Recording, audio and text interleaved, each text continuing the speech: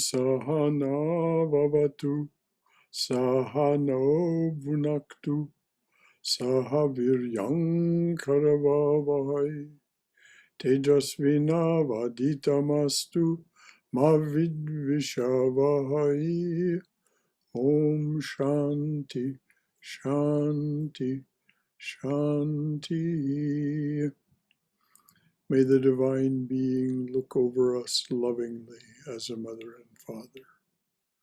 May the Divine Being support and nourish us as a mother and father. May we have the strength and skill to study together the art of spirituality. May no misunderstandings arise amongst us. Om, peace, peace, peace be unto us and to all beloved beings everywhere. So on our Wednesday night together, we are studying Swami Vivekananda's talks gathered together under the title Jnana Yoga. We're on chapter 10, which we're a good bit into it. And he has been describing the various ways in which, so to speak, fall of humanity came. The Garden of Eden story, as it's told in the Judeo-Christian tradition. And he's come to the point of beginning to talk about how to reclaim our divine nature from this fallen condition. So I'm going to start back just a few sentences from where we left off last week.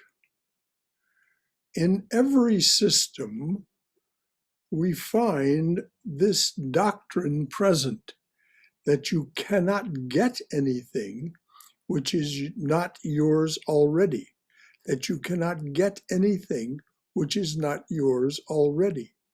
You are indebted to nobody in this universe.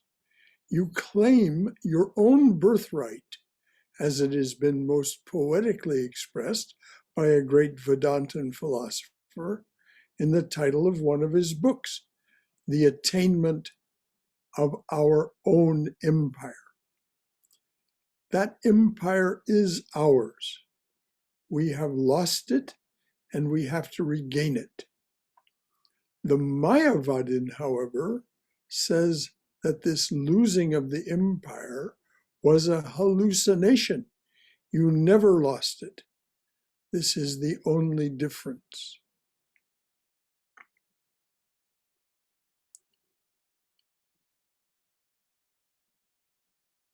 So the Vedantan says you have to reclaim it, you have to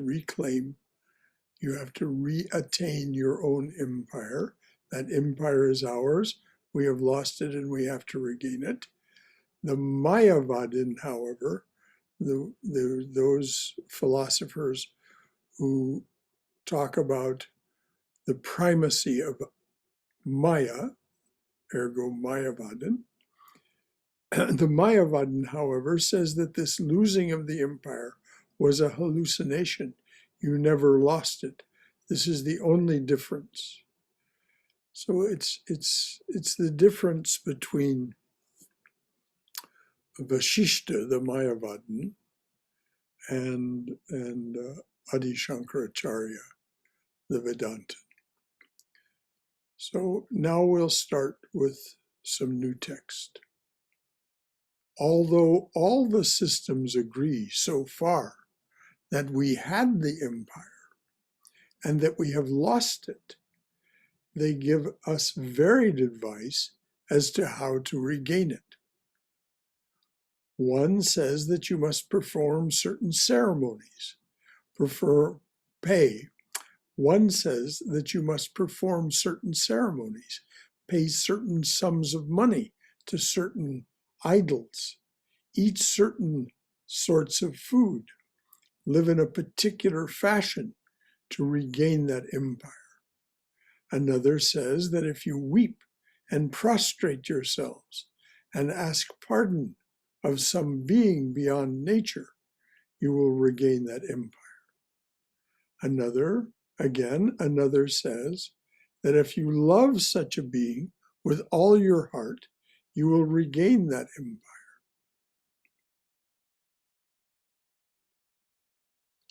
So I'm going to go over these three. They give us varied advice as to how to regain it. We'll recognize these three formulas. One says that you must perform certain ceremonies, pay certain sums of money to certain idols, eat certain sorts of food, live in a peculiar fashion to regain that empire. Another says that if you weep and prostrate yourselves and ask pardon of some being beyond nature, you will regain that empire. Again, another says that if you love such a being with all your heart, you will regain that empire. All this varied advice is in the Upanishads. As I go on, you will find it so. But the last and the greatest counsel is that you need not weep at all. You need not go through all these ceremonies and need not take any notice of how to regain your empire because you never lost it. Why should you go to seek for what you never lost?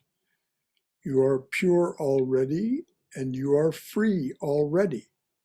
If you think that you are free, free you are this moment.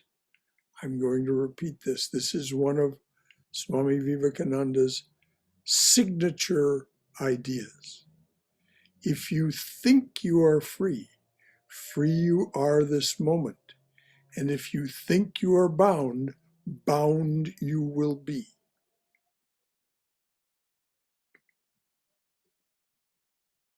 This is a very bold statement, and as I told you at the beginning of this course, I shall have to speak to you very boldly.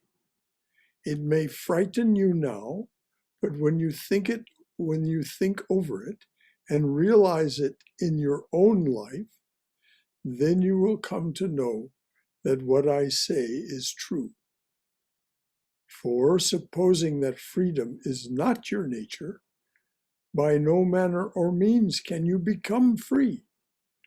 Supposing you were free and in some way you lost that freedom, that shows that you were not free to begin with.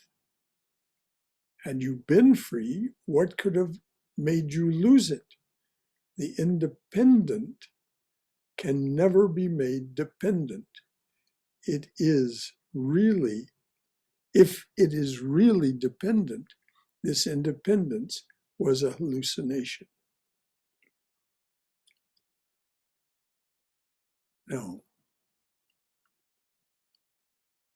if that has stirred any thoughts in you, anything from your own wisdom or experience, or any question to be asked for clarification, let's do that before we move on, because the Swami is going to sweep on from here, and we shouldn't try to build on shaky ground.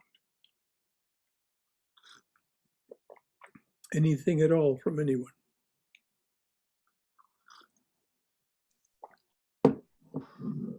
Brother Shankara, I have a comment. Yes, please. From all these readings of these past few years and all the books you have read to us, from that knowledge, I agree with the Mayavadin that we have never lost it because our conscience is covered by toxins that we gathered since our birth. So now we have to remove those toxins, like you said, concentration, contemplation, meditation. That would remove all those, and we we swim through all those three and then finally find our empire right within us. That's what I understood from all the scriptures. No matter which scripture we take, it's all leading to the same one point, oneness within us. Good. Thank you. Thank you, brother. Thank you. Well said. Anything else from anyone about this point of, did you have it and lose it? Was it never lost? Anything need clarification? All right. Of the two sides then, which will you take? If you say that the soul was by its own nature pure and free, it naturally follows that there was nothing in this universe which could make it bound or limited. I'm going to repeat that. If you say that the soul was by its own nature pure and free, it naturally follows that there was nothing in this universe which could make it bound or limited. But if there was anything in nature which could bind the soul, it naturally follows that it was not free. And your statement that it was free is a delusion. So it is possible for us to attain to freedom. So if it is possible for us to attain to freedom, the conclusion is inevitable that the soul by its nature, that the soul is by its nature free. It cannot be otherwise. Freedom means independence of anything outside. And that means that nothing outside itself could work upon it as a cause. The soul is causeless. I'm going to repeat that. Because the soul is one with that which is Brahman, never was otherwise, it appears to us as the Atman, but that's just a term of convenience. Brahman is causeless. Brahman is illimitable. Brahman is utterly independent, Kaivalya. The soul is causeless, and from this follow all the great ideas that we have. You cannot establish the immortality of the soul unless you grant that it is by its nature free, or in other words, that it cannot be acted upon by anything outside. Your death is an effect that is produced by some outside cause. I drink poison and I die, thus showing that my body can be acted upon by something outside that is called poison. But if it is true that the soul is free, it naturally follows that nothing can affect it, and it can never die.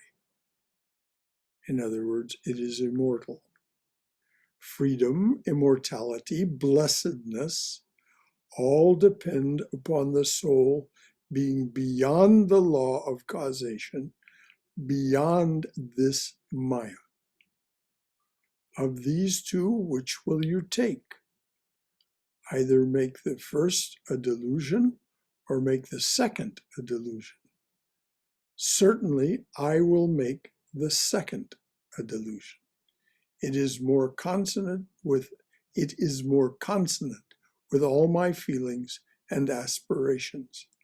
I am perfectly aware that I am free by nature, and I will not admit that this bondage is true and my freedom a delusion.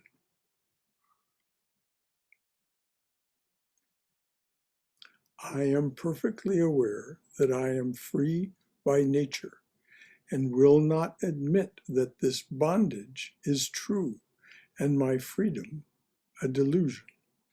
Now,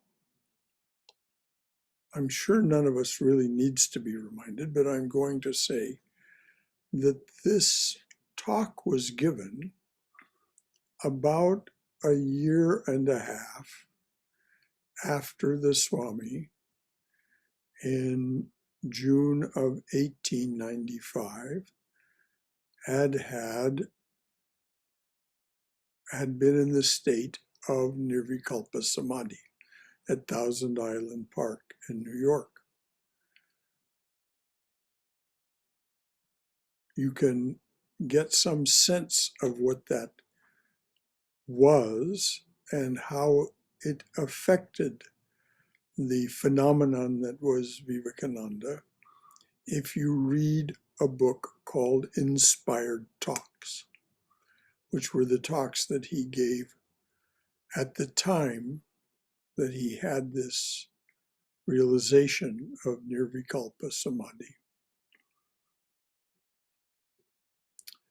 So when he's saying, I am free by nature and will not admit that this bondage is true and my freedom a delusion, this is based on his realization of that.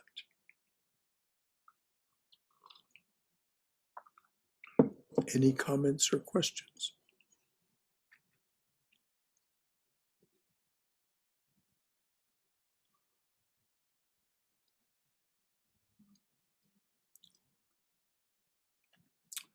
All right.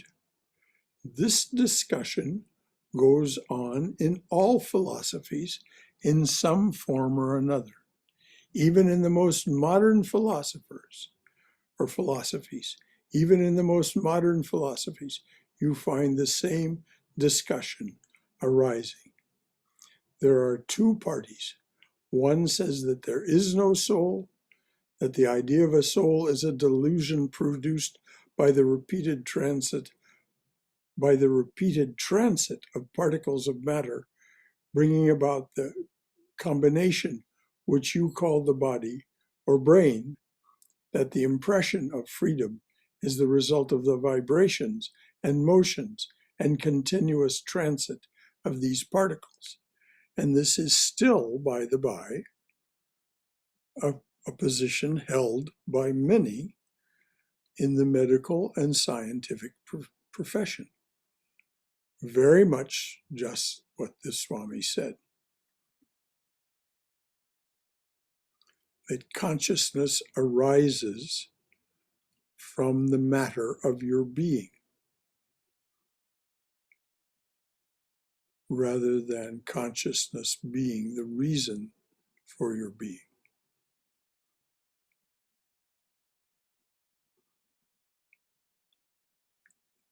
There were Buddhistic sects which held the same view and illustrated it by this example. If you take a torch and whirl it round rapidly, there will be a circle of light. That circle does not really exist because the torch is changing place every moment.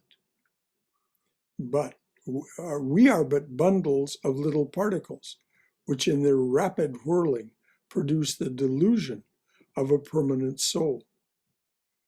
The other party states that in the rapid succession of thought, matter occurs, the other party states that in the rapid succession of thought, matter occurs as a delusion and does not really exist. So we see one side claiming that spirit is a delusion and the other that matter is a delusion. Which side will you take? Of course, we will take the spirit and deny matter. The arrangements are similar for birth, only on the spirit side, the argument is a little stronger, for nobody has ever seen what matter is. We can only feel ourselves. I never knew a man who could feel matter outside of himself. Nobody was ever able to jump outside of himself. Therefore, the argument is a little stronger on the side of the spirit. Secondly, the spirit theory explains the universe, whilst materialism does not. Hence, the materialist explanation is illogical. And if you want to follow the Swami's thought here, secondly, the spirit theory explains the universe, whilst materialism does not. And you can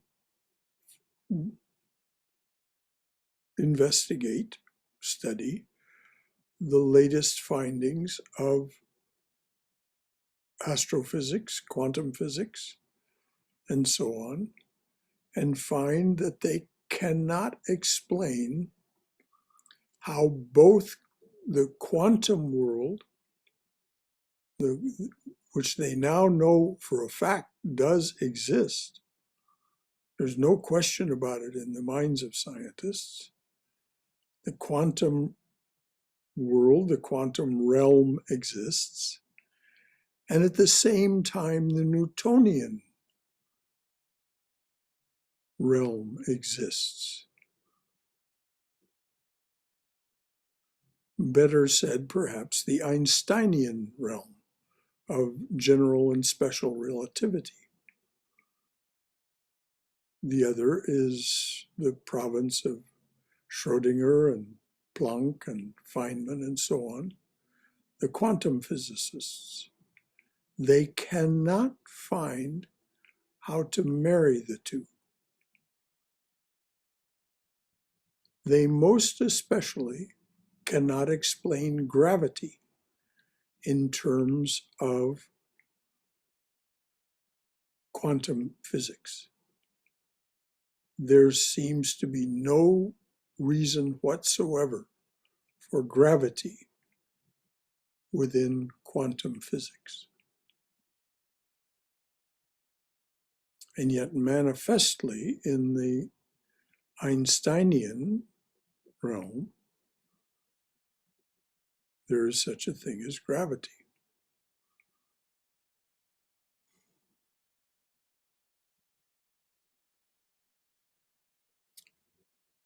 So the spirit theory explains the universe, whilst materialism does not.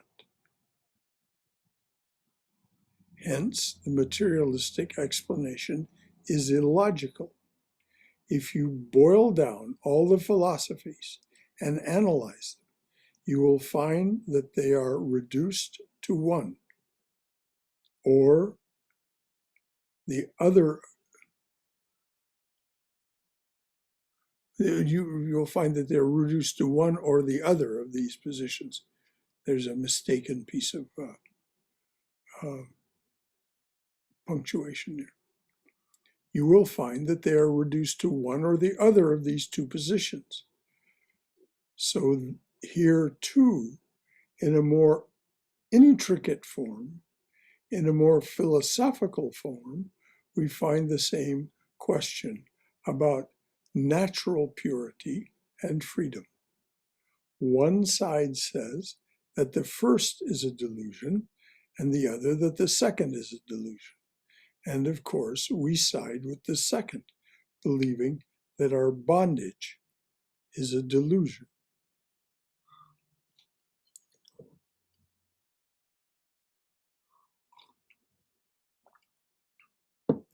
Somebody jump in with me and tell us why it's important that we recognize that our bondage is a delusion. Why is it that the Swami is making such a point of this? Brother Shankara, what does he mean bondage? Bondage with the people, bondage with materials, bondage with the world? Bondage means limitation, dear. I see. Do we seem limited? Yes, we do. Yes, Look we at are. what's here. Yes, we are. This is all a form of limitation. Yes. All right. We are With very limited. bondage means limitation. We are very limited beings. We are here this second. We That, don't know. that's what the Swami is saying is a delusion. Yes. But the spirit is always going to be there. So someone tell me Physical body. why it's so important that for the Swami to make the point that we side with the second, believing that our bondage is a delusion.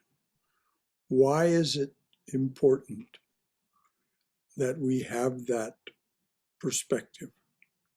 Brother Shankara, that Yes. perspective is what drives us to seek that freedom. If we believe that the bondage is real, then we are not going to get outside of or seek to get outside of it. Okay, very well said.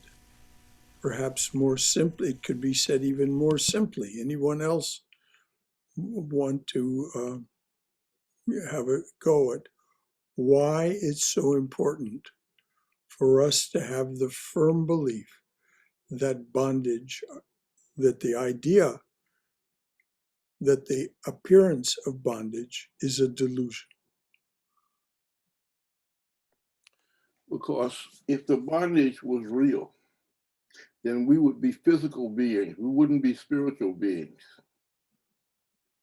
Very good, Robert. That's very good. And the whole thing would make no sense. Yes, that's what the Swami has been pointing out. But there's perhaps an even simpler way to see it. I think, Brother Shankara, then either we are in bondage or we are in freedom. If we cannot have both at the same time, and that's what he's trying to prove. And if the bondage is not a delusion, then we would be free. And if we were in bondage is a delusion, we would not attempt to be free. That's the goal of life, to be free. You were getting at it right there at the end, Nira. The reason that the Swami is making such a point that this idea of bondage is a delusion is because we can dispel the illusion. We can dispel the delusion. We can destroy our ignorance and see our shining, perfect, eternal, pure selves for what they are, always have been, and have never been inflected. In another place, the Swami says, we are infinite dreamers, dreaming finite dreams. The word dream and delusion are equivalent here. We are infinite dreamers making up a finite delusion.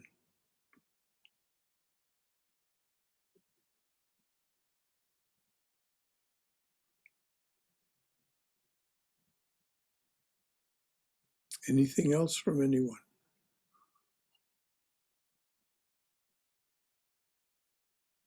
Okay, we're cranking right along here.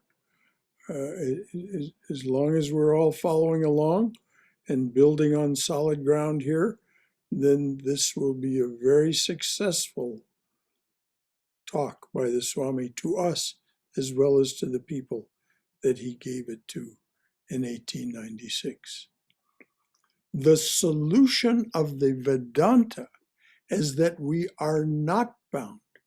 We are free already. Not only so, but to say or to think that we are bound is dangerous. It is a mistake. It is self-hypnotism.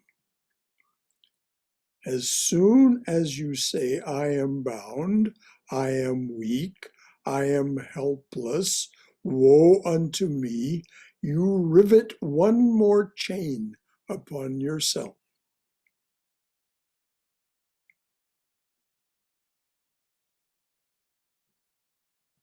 The solution of the Vedanta is that we are not bound.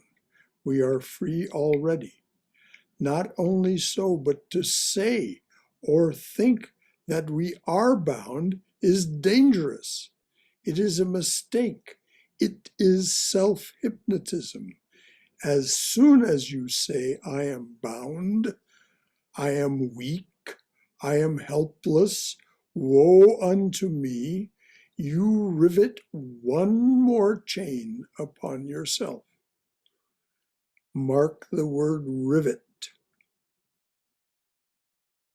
If most of you know, I'm sure, how a rivet is put in. There are two parts to the rivet. The part into which the one other part is inserted, and then it is pounded.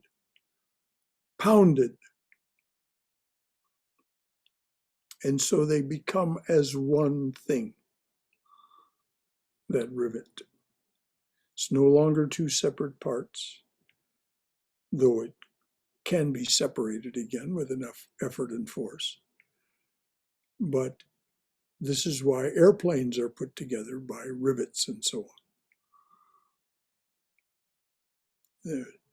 And the things that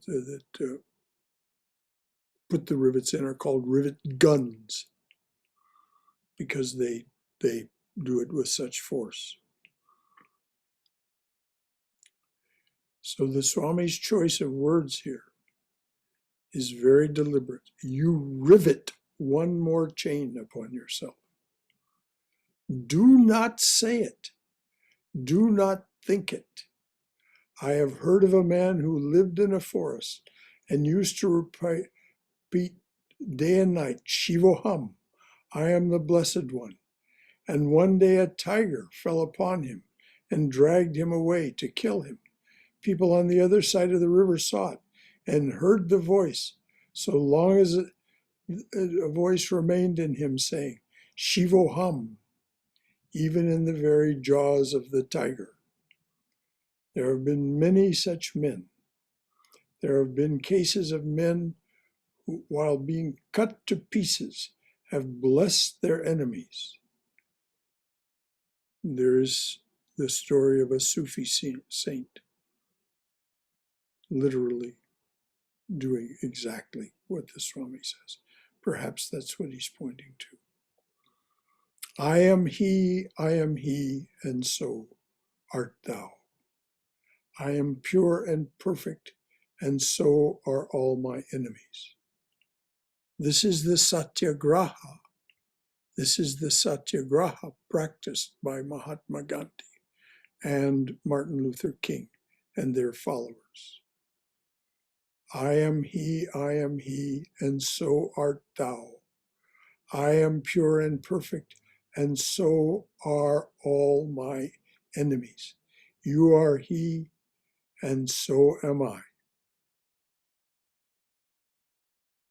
It's a very powerful position.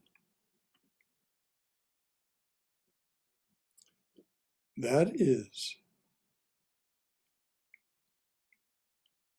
the position of strength.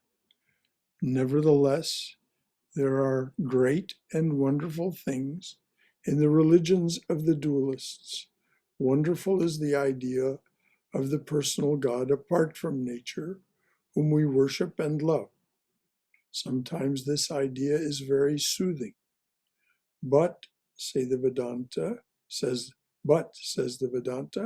the soothing is something like the effect that comes from an opiate, not natural. It brings weakness in the long run, and what this world wants today, more than it ever did before, is strength. It is weakness, says the Vedanta, which is the cause of all misery in this world. And that is the message of the Gita. If you look at the Gita from a little distance, read it again, and then look at it from a little distance, you'll see that this is what Krishna is preaching from chapter to chapter. Strength, strength, strength. It is weakness, says the Vedanta, and says Krishna, which is the cause of all misery in this world. Weakness is the one cause of suffering.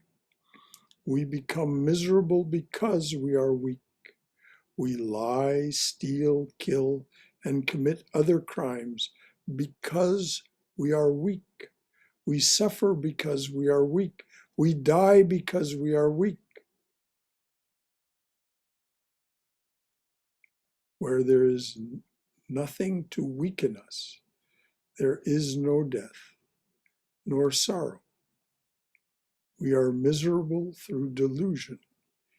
Give up the delusion, and the whole thing vanishes. It is plain and simple indeed. Through all these philosophical discussions and tremendous mental gymnastics, we come to this one religious idea, the simplest in the whole world.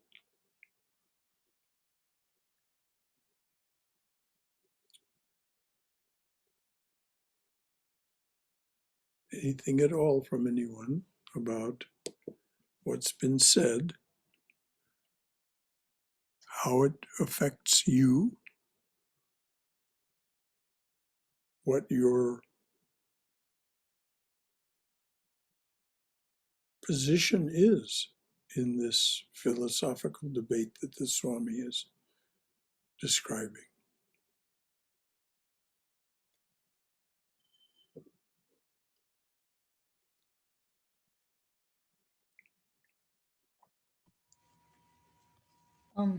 The words are just absolutely stunningly powerful. I mean, it just makes one want to just realize that freedom. It's just powerful, absolutely Thank powerful. you. That's how I find it. Yes, it is very motivating for us to give up or dispel the illusion.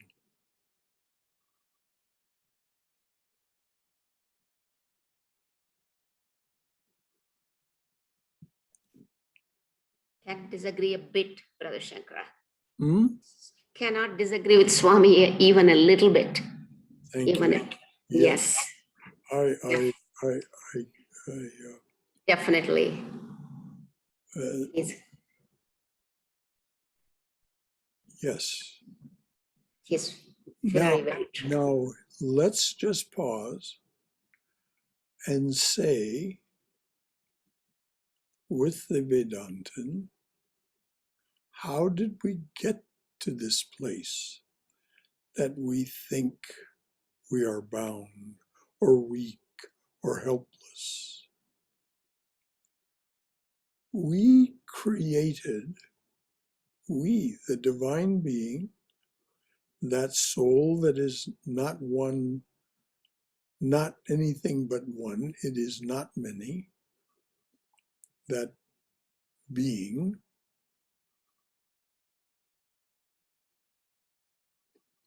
we are that being. We did this. We wanted the experience of manyness. I am one, I shall become many. I shall body myself forth. This is the Chandogya Upanishad.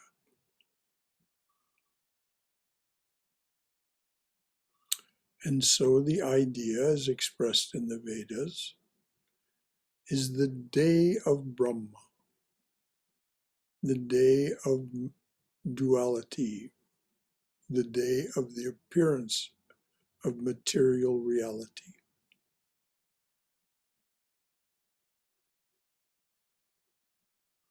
As the Swami said, we are the dreamers dreaming this dream. We can wake up from the dream and say, oh, enough. We don't have to wait for the whole 1400 billion years of the day of Brahma to pass and be dissolved back into that which does not vibrate, that which is only potential. We can do it now. We can say, we can acknowledge, yes, I am the infinite dreamer, dreaming this finite dream, this delusion of bondage, of limitation, of manyness.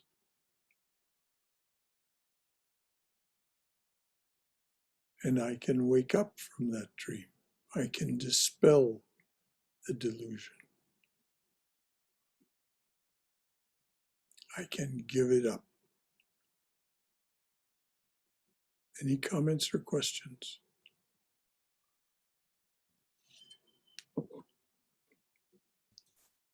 Agree with you, Brother Shankara. We can do it. It's doable. Thank you, Haima. Mm-hmm. I appreciate that affirmation. Anyone else? Anything from your side about how you respond to this? I think it was Aaron, if I remember correctly, who said in one of the classes that we have to start unlearning things that, whether it's in this birth or previous, we have accumulated.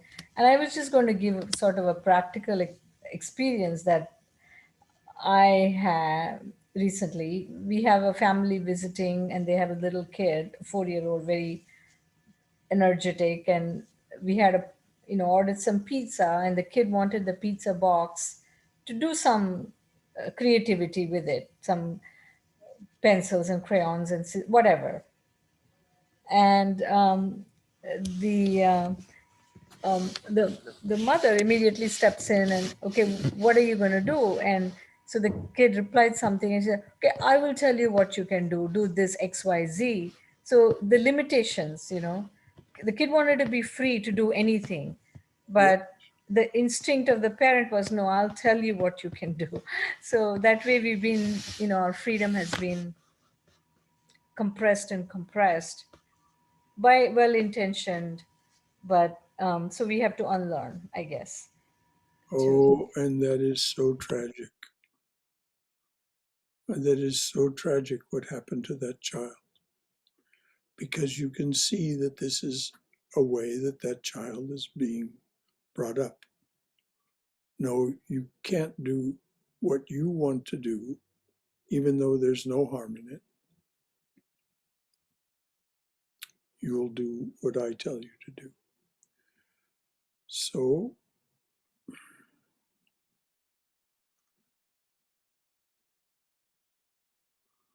as Aldous Huxley pointed out in his book Island, the thing we should first teach children is the power of their imagination,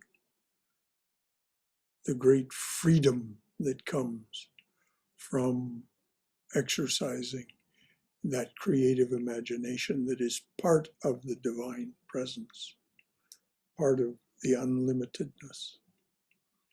Then he said, having allowed children to experience the glories of their imagination. Then teach them the power of cooperation.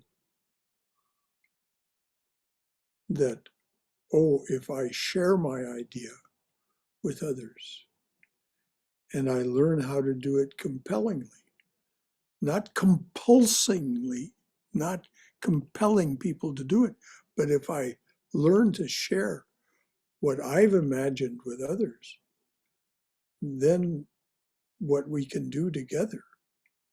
I'll share mine, they share theirs, and we'll work on one another's projects, and amazing things happen. And of course they do.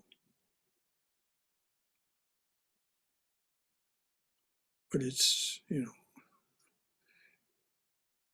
more children need to be allowed to experience this. Anything else from anyone?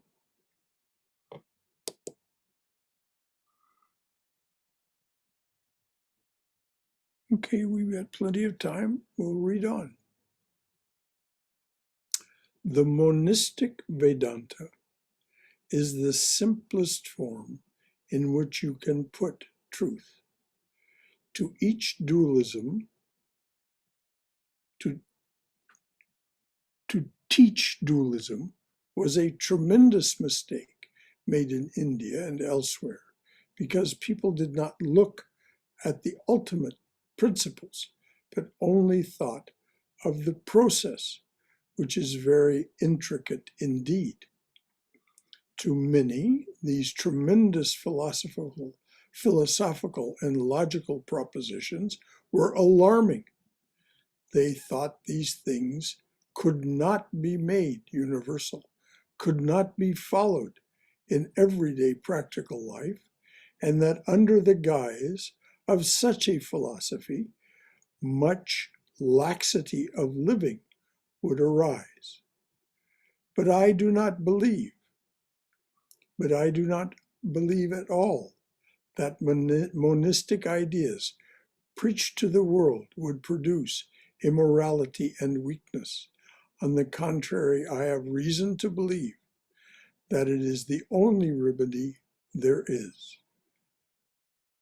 I do not believe at all that monistic ideas preached to the world would produce immorality and weakness.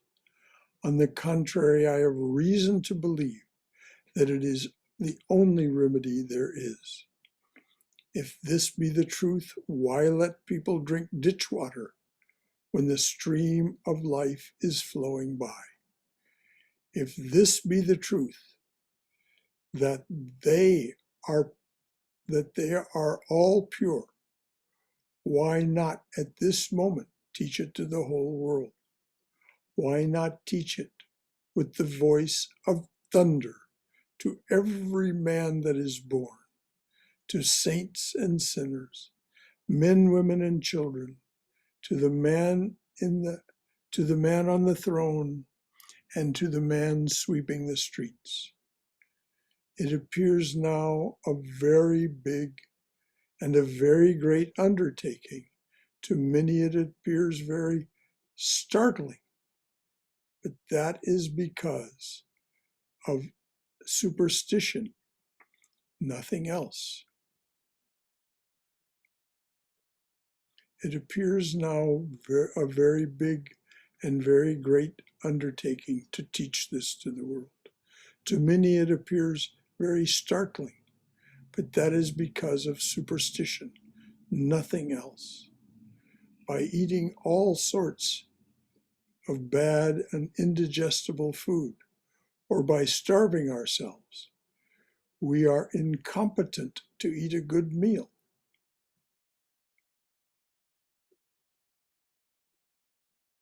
Of course, the metaphor is the food is the ideas that we take in and assimilate.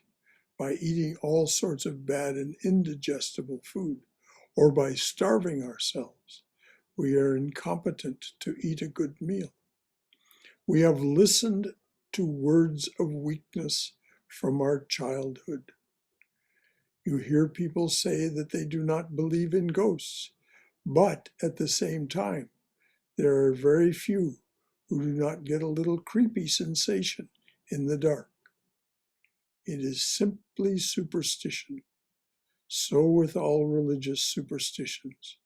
There are people in this country who, if I told them there was no such being as the devil, will think all religion is gone.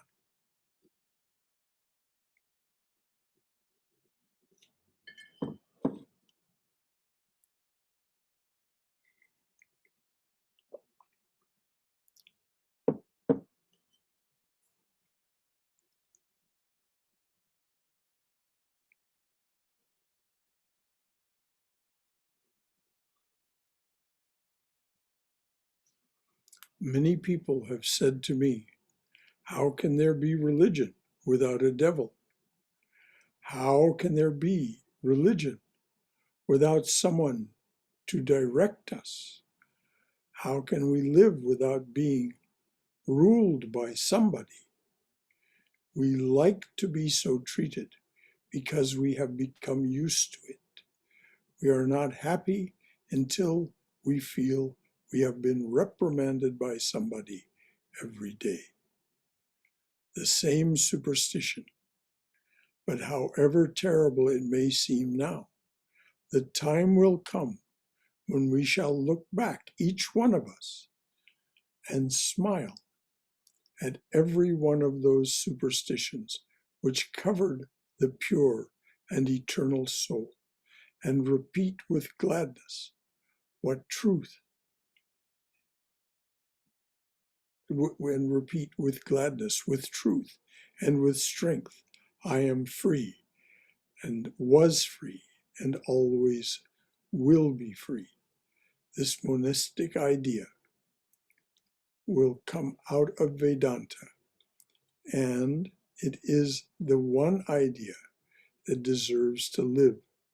The scriptures may perish tomorrow. Whether this idea first flashed into the brains of Hebrews or of people living in the Arctic regions, nobody cares. For this is the truth, and truth is eternal. And truth itself teaches that it is not the special property of any individual or nation. Men, animals, and gods are all common recipients of this one truth. Let them all receive it. Why make life miserable? Why let people fall into all sorts of superstitions? I will give 10,000 lives if 20 of them will give up. I will give 10,000 lives if 20 of them will give up their superstitions, not only in this country, but in the land of its very birth. If you tell, not only in this country, but in the land of its very birth, if you tell people this truth, they are frightened by the land of its very birth. He means India. They say this idea is for sannyasins who give up the world and live in forests. For them, it's all right. But for us poor householders, we must all have some sort of fear. We must have ceremonies, and so on.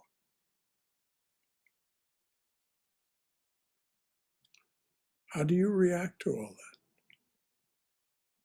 Does it seem like this is something that can be lived as a householder?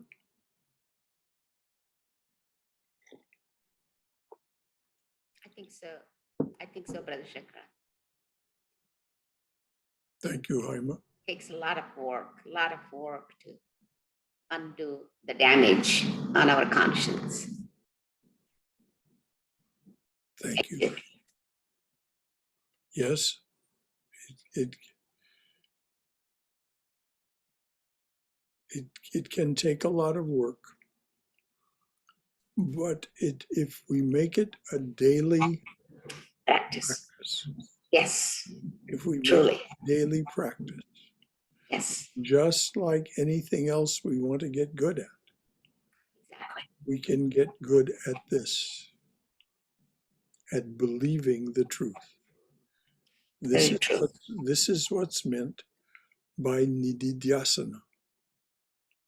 The heart of nididhyasana, the jnani's form of meditation, the heart of nididhyasana is constant satyagraha, constant insistence on the truth.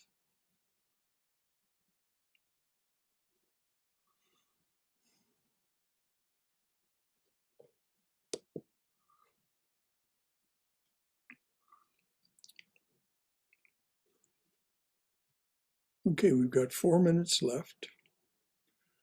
Anyone else have anything at all they want to contribute from their own wisdom and their own experience, or in the way of a question for clarification, so that we're building on solid ground of understanding?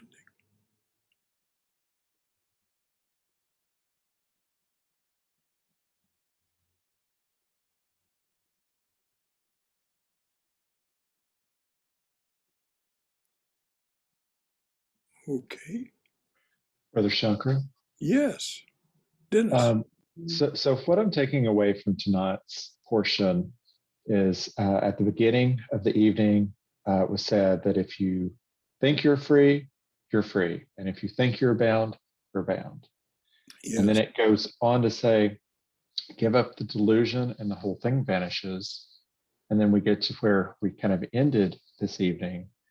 And it kind of makes me think that really what he's trying to get us to realize is that as soon as we realize we're free, as soon as we realize that this, to see through the delusion, we already have always had what we're looking for.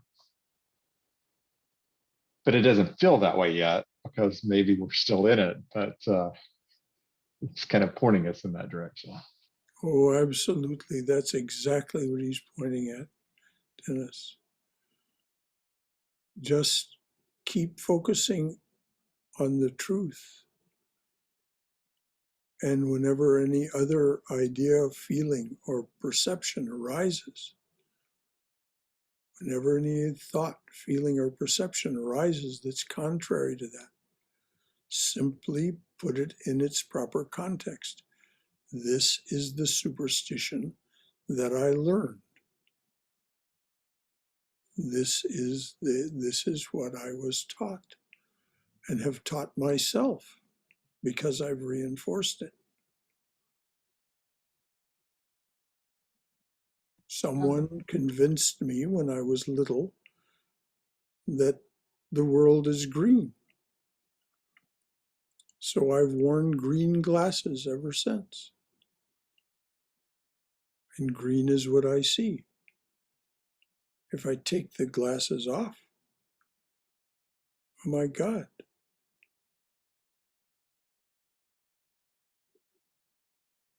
unlimited range of color.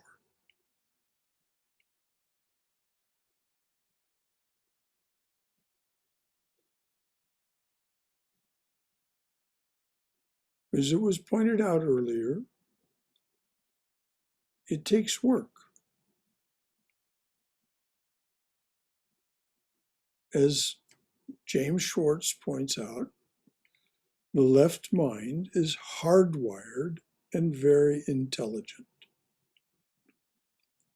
The answer to this is, he's not saying that this is an insuperable thing, it's just, it will continue to insist on its dualistic and limited view of things because that's its comfort zone. But the answer to this, that it's hardwired and very intelligent, is that which created it is not hardwired, is not limited in that way, and is illimitably intelligent.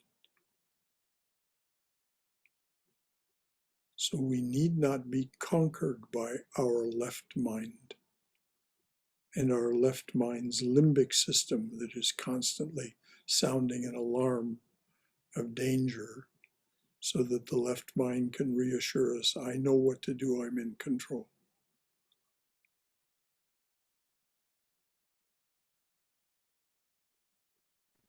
Hello, Brother Shankara. Yes, Vijay. Hari Om. Hari Om. If you could say a few more sentences on how best to control the left mind, that would help. That's one item. And second, after I hear that from you, I would like to make a short comment, please. Vijay, every one of the four yogas, all four of the yogas, have a workbook, a system for controlling the left mind and the body, the senses.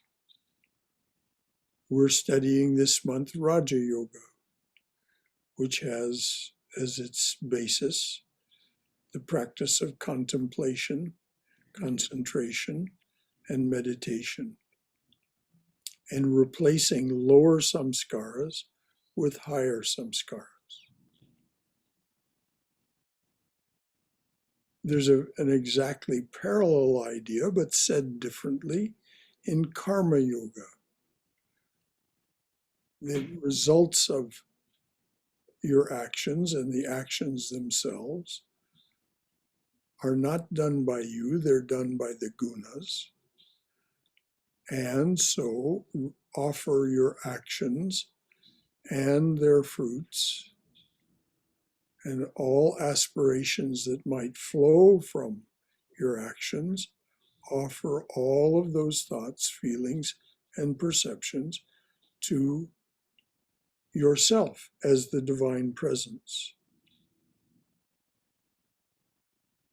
and so on. So each of the yogas has its own prescription for how to control the left mind. The left mind it does not yield easily. So relentless practice is necessary. But you did not become a good poet by writing an excellent poem the first time you sat down to write a poem.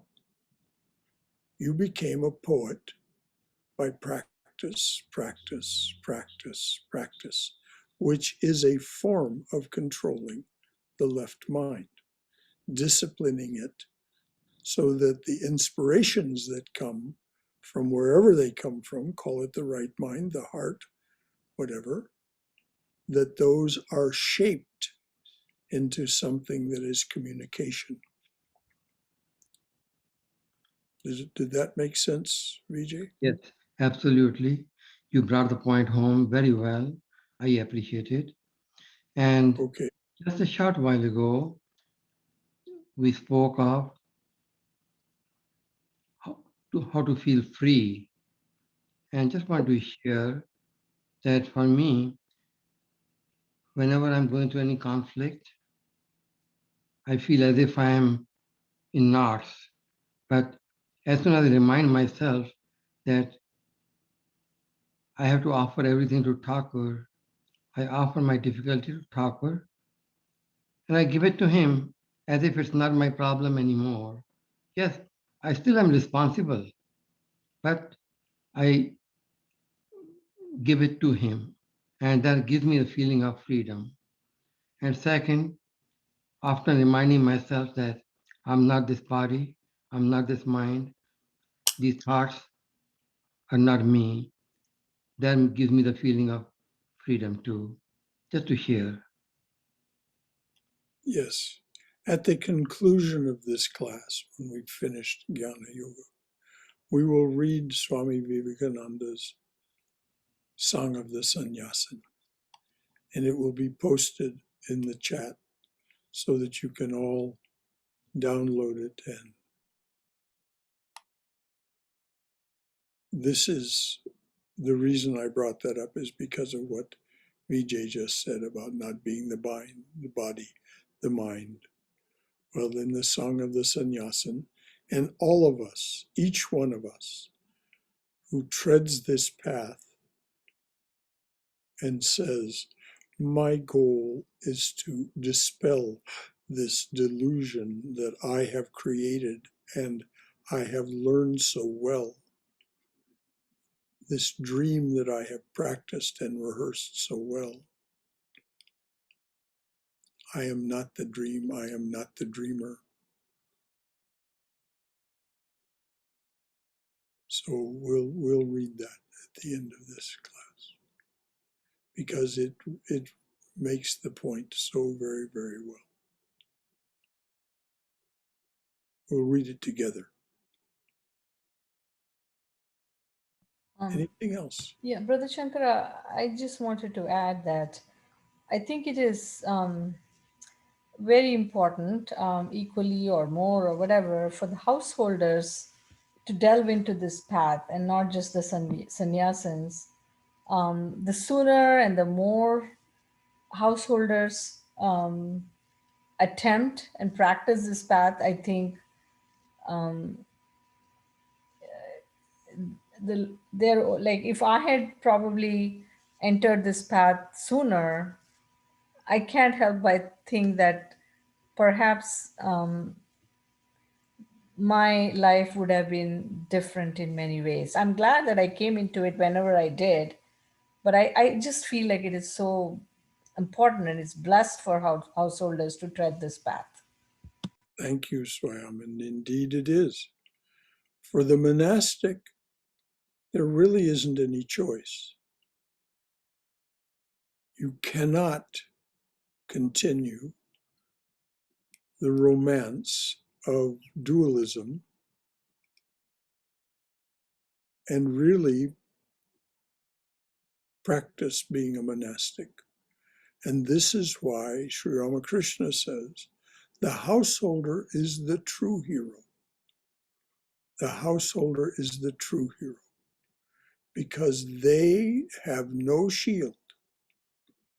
They must fight the battle of the world with their left hand, the sword, with a sword of discrimination and renunciation in their left hand, and at the same time doing their duties. And with their right hand, they must take up the sword of replacing lower samskaras with higher samskaras, lower samskaras with higher samskaras, until they are free of the delusion. So Swayam is absolutely right. One thing I would respond to what Swayam said is that each of us comes to this according to all the great saints, but it's said over and over by Sri Ramakrishna and Holy Mother, you come to this at exactly the right time. So once this awakens in you, a great treasure, the second of the two graces, has flowered in you. The first grace is human birth. The second is the desire for liberation. The third grace is the grace of a qualified teacher. Now, that qualified teacher may be in a physical form, may be in spirit form, may be in book form, may be in Zoom class form. By that I mean Sarvapriyananda, Sarvadevananda, all those things you find on YouTube. Qualified teacher. And then what happens is, as you practice and practice, the fourth grace arises, which is the grace that always existed, and that is the grace of your own being. And that begins to assert itself.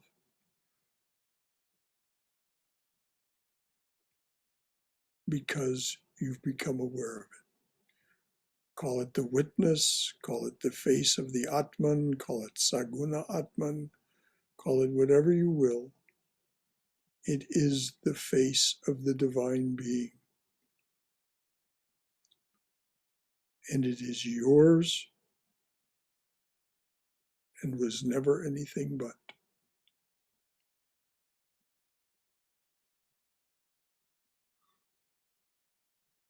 Any final thoughts from anyone? Thank you, Brother Shankara. And of course, I have no words or anything to express how much you have helped me grow in this path.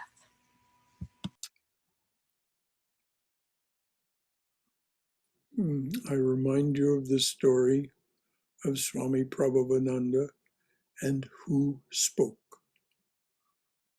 Jai Ma, Jai Ma, Jai Ma.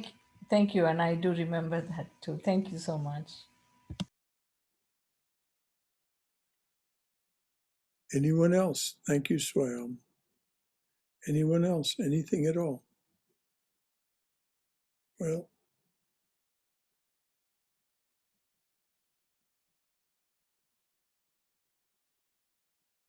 how few we are and how priceless this gathering is. Hearing these ringing words of utter, unadorned truth by Swami Vivekananda, spoken more than 100 years ago, but just as true today as the moment they left his lips.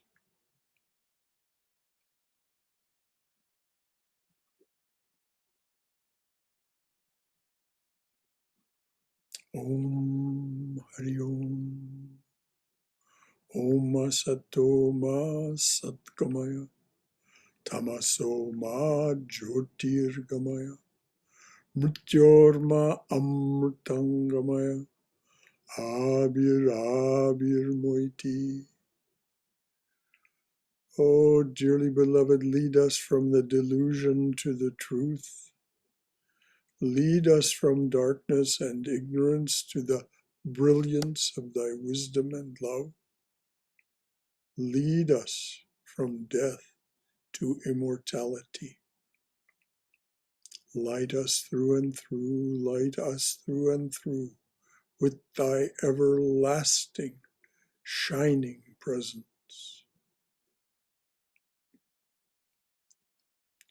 Jai Shri Guru Maharaj Ji Ki Jai, Durga Durga Durga. May you be safe, may you be healthy, may you be cheerful, may you have peace of mind. Go forward in the loving embrace of the divine being as our mother and father. Until Saturday at noon, for those of you who wish to join us.